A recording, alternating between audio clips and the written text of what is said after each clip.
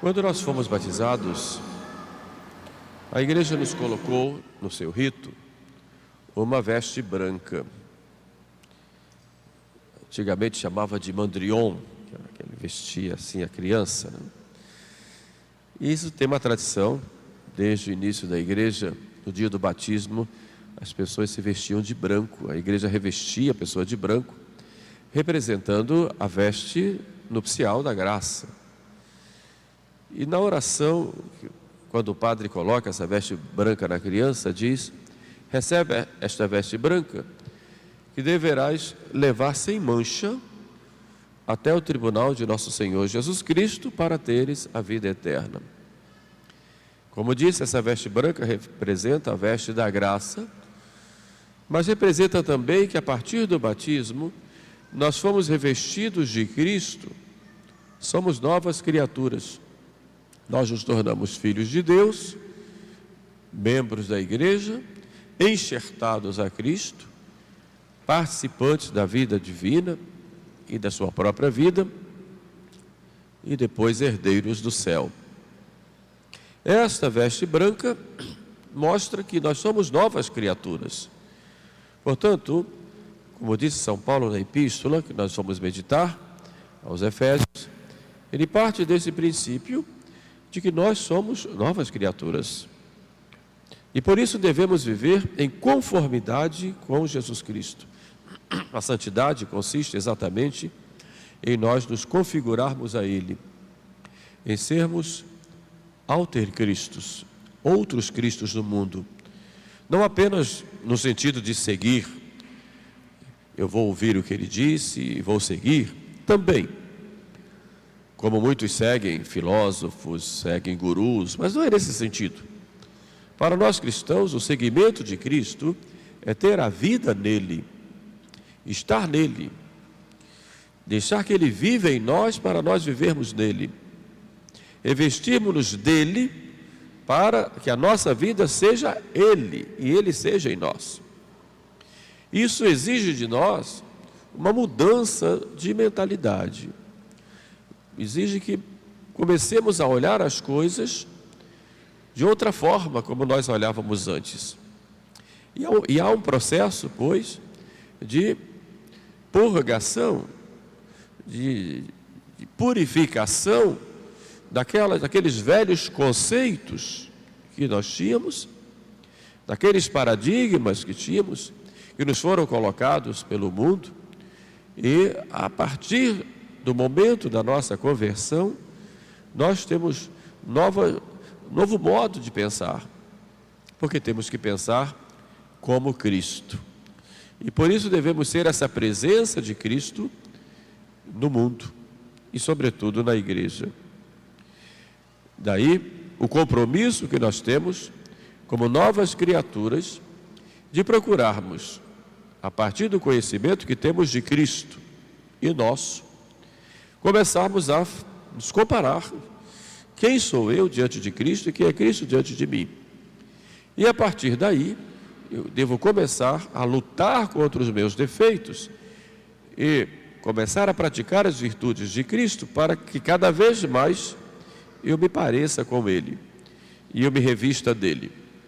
Este é o símbolo, isto é, simbolizado exatamente nesta veste branca que nós recebemos no batismo e que o Evangelho de hoje chama de veste nupcial, daquele que é chamado a participar do banquete das núpcias do Filho, que na verdade aí esse rei é o Pai e o Filho é Jesus e a esposa é a igreja. E se somos chamados a participar deste banquete, isso exige de nós que no revestir essa veste nupcial, nós nos revistamos no próprio Jesus. A partir daí, como disse, Vamos olhar os nossos defeitos em comparação com as virtudes de Cristo e começarmos a lutar contra eles. E todos nós temos nossos defeitos. E é preciso lutar contra. Não podemos estar satisfeitos a partir da nossa conversão.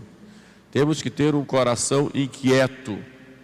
E esse coração inquieto deve ser numa busca constante de nos configurarmos a Jesus Cristo. E isso é uma tarefa para toda a nossa vida. Porque nesse caminho, nós muitas vezes caímos. E é preciso nunca desanimar nas quedas, confiar na graça de Deus, confiar que apesar das nossas fragilidades, Deus nos acolhe sempre, e irmos em frente no recomeço diário, a cada dia. Porque nós dizemos, por exemplo, quando rezamos a oração ao Espírito Santo: enviai, Senhor, o vosso Espírito, e tudo será criado, e renovareis a face da terra. É o Espírito Santo que vai agindo em nós para nos recriar a cada dia e nos aperfeiçoar, né? Por isso diz: digitus paterne dextere, é o dedo direito da mão do Pai que vai nos moldando a figura do Divino Filho Jesus. Mas é um recomeço que devemos ter todos os dias. Não podemos nos conformar com os nossos defeitos, não nos conformarmos com o pecado e não nos conformarmos com o espírito do mundo. E a cada dia estarmos sempre prontos a um recomeço, vivendo um dia de cada vez no amor de Deus. Uma das grandes tentações do diabo é nos levar ao desânimo, à desconfiança da misericórdia de Deus. Outra é nos levar a uma certa concessão com o pecado. E nós não devemos ter.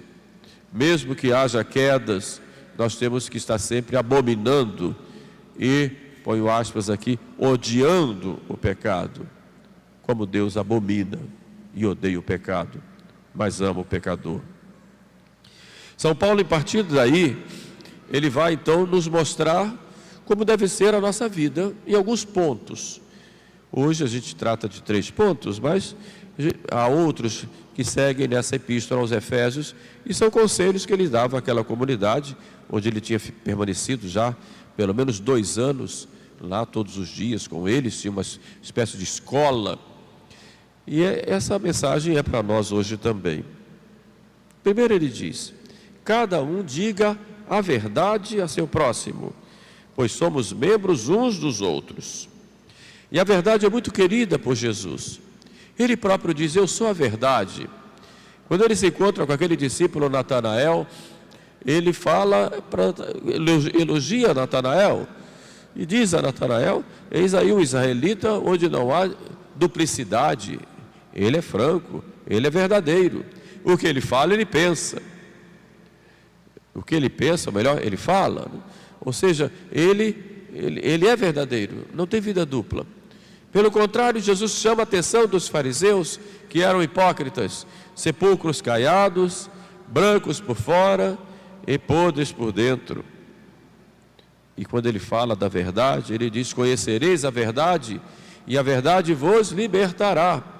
Pois a verdade, mesmo dura, mesmo nos machucando no nosso egoísmo, no nosso comodismo, ela sempre nos tranquiliza e ela sempre nos liberta. A verdade é uma só, ela é o que é, ela não tem duplicidade. Enquanto a mentira tem diversidade e uma mentira exige cada vez mais outra para se manter, porque ela tem pernas curtas e logo ela cai. Quando aparece a verdade que ilumina, a mentira cai. A verdade é única e ela sempre ilumina, sempre tranquiliza, sempre leva à paz, sempre liberta, mesmo que, repito, ouvir a verdade seja duro para nós. Falar a verdade muitas vezes nos coloque em situações de revoltas com as pessoas, de vinganças ou de incompreensões, mas a verdade sempre vai libertar. Por isso disse Cristo: seja o teu falar sim, sim ou não. O que vai fora disso vem do maligno.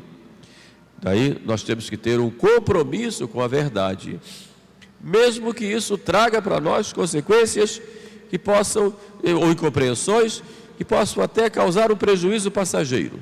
Mas é preciso falar sempre a verdade. Não dizer a verdade, porque a verdade vai libertar, vai ser corroborar uma atitude errada e levar aquela pessoa a continuar vivendo no pecado.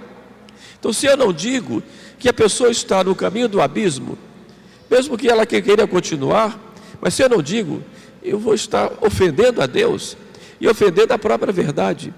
Vou deixar aquela pessoa na escravidão.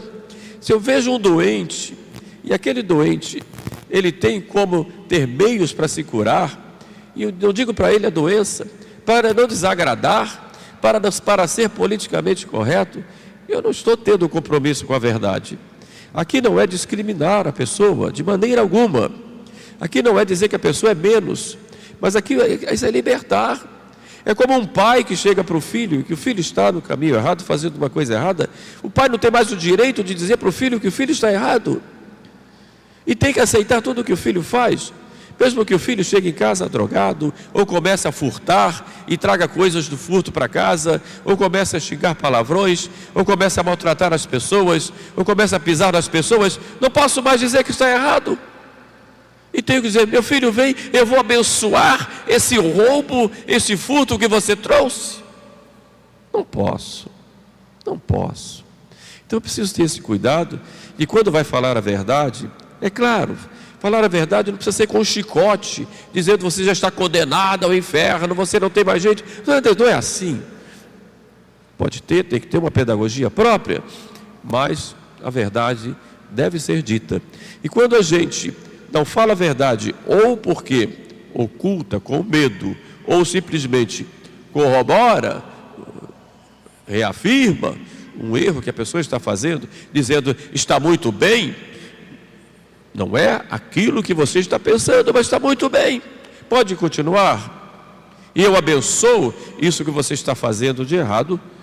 Eu estou deixando de proclamar o Evangelho de Jesus Cristo. Mas tem que ter uma pedagogia, dizem, claro, mas essa pedagogia vai me levar exatamente a mostrar a verdade, senão eu estou traindo o Evangelho de Jesus Cristo. Por isso São Paulo disse: é preciso falar a verdade. Cada um diga a verdade a seus irmãos, porque somos membros uns dos outros. Nós estamos num tempo em que vamos ter que tirar isso do Evangelho, porque não se pode mais falar, porque quando a gente fala está discriminando, está maltratando, está sendo muito fundamentalista. Então, qual é o compromisso que se tem quando alguém, sobretudo, que tem um ofício de pastoreio, não pode mais dizer para o povo que o povo está precisando mudar de vida e está pecando por uma coisa ou por outra. Só porque a sociedade me pressiona, eu não posso mais dizer como é que o povo deve agir. E tenho que aceitar como vem. É claro, uma coisa é tolerar uma situação, outra coisa é abençoar uma situação e assinar embaixo. Tolerar o erro é uma coisa, e a gente às vezes tem que tolerar, até dentro da igreja, para evitar um mal maior. Isso já faz parte da própria doutrina eclesial. Mas abençoar um erro, isto nunca. Porque o meu irmão tem direito à verdade. São Paulo diz: se irardes, não pequeis. E por quê? Porque pode ter uma ira santa. Mas uma ira santa, sim. A ira santa é aquela ira que procede da retidão de intenção e aquela causada pela violação da lei de Deus. Se irardes, não pequeis, significa que diante de Deus eu tenho um compromisso Deus não se defende. Deus colocou a sua defesa para nós. Cristo é maltratado, ele não se defende. Nós é que temos que defendê-lo. Por isso nós somos soldados dele, para defendê-lo. E defendê-lo com a espada da verdade, como diz de novo São Paulo. Com o escudo da fé, com o capacete da salvação, mas com a espada da verdade. Essa defesa temos que fazer de nosso Senhor. E ter essa santa ira, é a ira contra o pecado, ira contra a maldade, não ira contra pessoas, estou dizendo aqui, mas a santa ira diz respeito à ira contra toda violação que é feita contra a lei de Deus. Ou não vamos ficar irados com uma lei que manda matar? Ou não vamos ficar irados com uma situação que programada em corromper as pessoas? Não vamos ficar irados diante de uma situação que impõe às nossas crianças, por exemplo, a ideologia de gênero, para corromper as nossas crianças?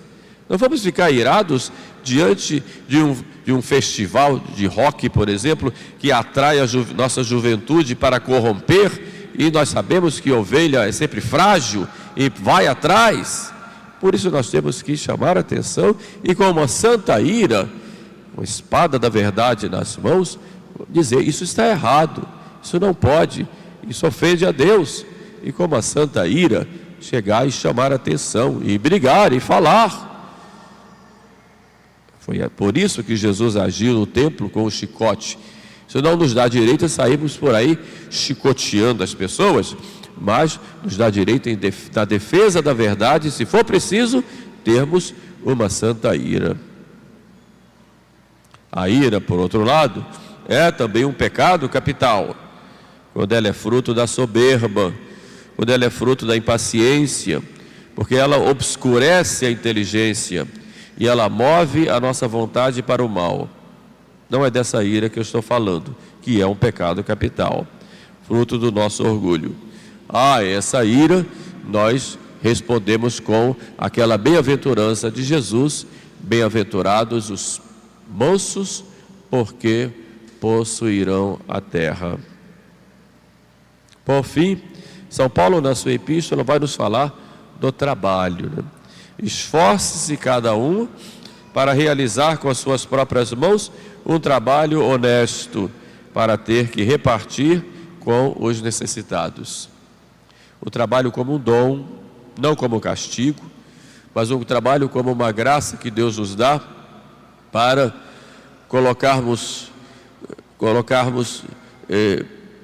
diante do bem comum, para o bem comum, colocarmos em prática aqueles talentos que Ele nos deu.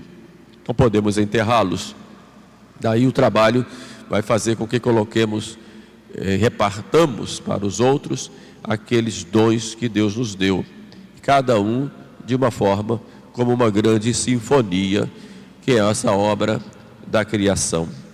Por isso o trabalho nos dignifica, nos transforma, nos coloca como cooperadores da obra de Deus, que não fez a obra acabada, entregou ao homem para cultivar e para desenvolver de acordo com aqueles dons e talentos que Ele deu. Isso não só para nós, mas sobretudo para o bem dos outros, de modo que vamos repartir aos que têm necessidade, não só os frutos do nosso trabalho, que também é necessário para a nossa vida, mas também aquilo que podemos fazer de bem quando as pessoas precisam. O trabalho está ligado diretamente à caridade. Então São Paulo nos colocou isso na epístola de hoje como conselhos que partem desse princípio de que somos novas criaturas. Daí temos que ter um discernimento de que nós somos outros Cristos. E temos que nos converter também nos nossos conceitos, para que assim, fazendo a vontade de Deus, sejamos a sua presença no mundo para a salvação de todos. Amém.